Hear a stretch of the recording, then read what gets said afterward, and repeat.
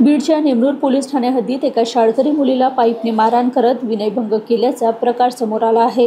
या प्रकरणात 3 जणांवर पोलीस ठाण्यात गुन्हा दाखल करण्यात आला आहे। शाळकरी मुलगी मैत्रिणीसोबत शाळेत जात असताना शुभम बोरखेडे, मधुकर केमकर आणि एका अनोळखी मुलांनी शाळकरी मुलीला बळजबरीने उचलून वाहनात बसवले।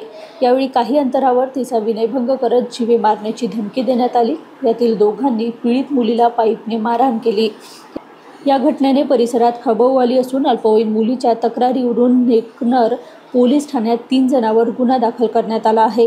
या प्रकरणी अधिक तपास पोलीस करीत असून आरोपींचा शोध घेतला जात आहे।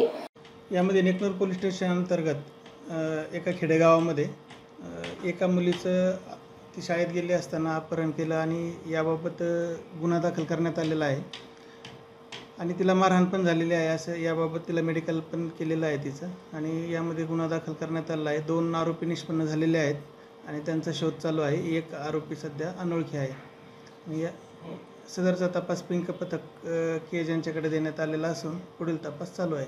सर, ही जी मुलं आहेत त्या मुलीला मारहाण करणारी ती नेमकी कुठली आहे, तिच्या परीक्षेची आहेत का? आता ह्या गोष्टी तपासाअंतर्गत बाहेर येतील, पण हे तिचे ओळखीचे असावेत असा आमचा प्रथम काय असा आहे।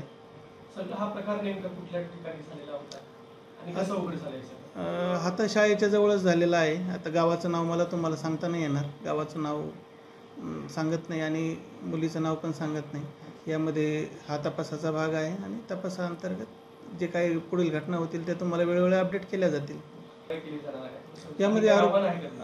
यामध्ये जर अशा कुठल्याही मुलींना किंवा कुठल्याही अशा या प्रकारच्या 16-18 वयाच्या मुलींना जर असा काही त्रास असेल किंवा कोणी छेडछाड करायचा प्रयत्न करत असेल, पाठलाग करत असेल तर 100% पोलीस स्टेशन येथे कळवावं। आम्ही आमचे पोलीस स्टेशन काका व पोलीस काका, पोलीस दिदी आम्ही शाळेला व्हिजिट देतो, त्यावेळी आम्हाला माहिती द्यावी किंवा 112 नंबरवर कॉल केला तरी आम्ही तुम्हाला नक्कीच संरक्षण देऊ आणि अशा प्रकारच्या घटना घडणार नाहीत याबद्दल काळजी घेऊ।